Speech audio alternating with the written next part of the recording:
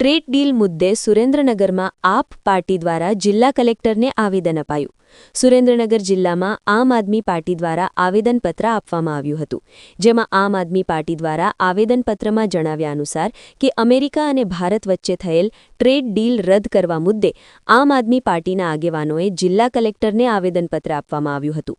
ભારત સરકાર દ્વારા કરવામાં આવેલ અમેરિકા સાથેની દેશના આર્થિક નિધિ અને કૃષિ ક્ષેત્ર માટે ગંભીર પડકારો ઊભા કરી શકે તેવા આક્ષેપ કરવામાં આવ્યા હતા અને ખેતી, પશુપાલન, ટેક્સટાઇલ્સ, હીરા ઉદ્યોગ સહિત અનેક ક્ષેત્રોનું ભવિષ્ય જોખમમાં હોવાનું પણ જણાવ્યું હતું।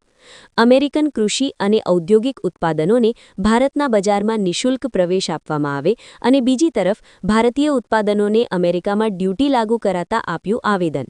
જો આ ડીલ રદ કરવામાં નહીં આવે તો આમ આદમી પાર્ટી દ્વારા ટ્રેડ ડીલના સંભવિત નુકસાન અંગે જનતાને માહિતગાર કરાશે। દેશના ખેડૂતો, પશુપાલકો અને ઉદ્યોગોને બચાવવા માટે રાજ્યવ્યાપી કાર્યક્રમો અને આંદોલન કરવાની પણ ચીમકી ઉચ્ચારી હતી।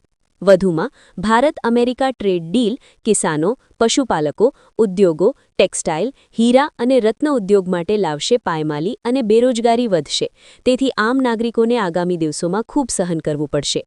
આમ આદમી પાર્ટીએ આ મુદ્દે મહામહિમ રાજ્યપાલશ્રીને જિલ્લા કલેક્ટરના માધ્યમથી આવેદનપત્ર આપેલ અને આમ આદમી પાર્ટીના જિલ્લા પ્રમુખ મયુરભાઈ સાકરિયા, કમલેશ કોટેચા, વિક્રમ દવે, સતીશ ગમારા, દીપકભાઈ ચેહલા સહિતનાઓ મોટી સંખ્યામાં કાર્યકરો હાજર રહ્યા।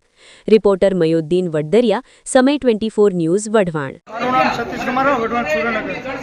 આજે દેશની ભાજપ સરકાર તેમજ નરેન્દ્ર મોદી દ્વારા જે ટ્રમ્પના ડરથી, એક્સિટ ફાઇલના ડરથી જે ટ્રેડ ડીલનું જે ડીલ કરવામાં આવી, ત્યારે એક પશુપાલક તરીકે, માલધારીના દીકરા તરીકે આજે જે ટ્રેડ ડીલનો અમે આમ આદમી પાર્ટી દ્વારા વિરોધ કરી રહ્યા છીએ અને પશુપાલકો અને માલધારીને એક આહ્વાન અને વિનંતી કરી રહ્યા છીએ કે આ ભાજપ સરકાર કે તમે ચેતજો, કેમ કે મેક ઇન ઇન્ડિયાની વાત કરનાર આ ભાજપ સરકાર આજે પશુપાલકો ઉપર જે ટેરિફ લગાવી અને અમેરિકાને જે હાથ મજબૂત કરવાનું કામ કરી રહી છે, ત્યારે ગુજરાત અને દેશની પશુપાલકો અને માલધારીઓને દબાવવાનું કામ થઈ રહ્યું છે। ત્યારે હું વાત કરવા માંગુ છું કે ટ્રેડ ડીલથી પશુપાલકોને મોટું નુકસાન થઈ રહ્યું છે। આગળ વિગતવાર વાત કરશું।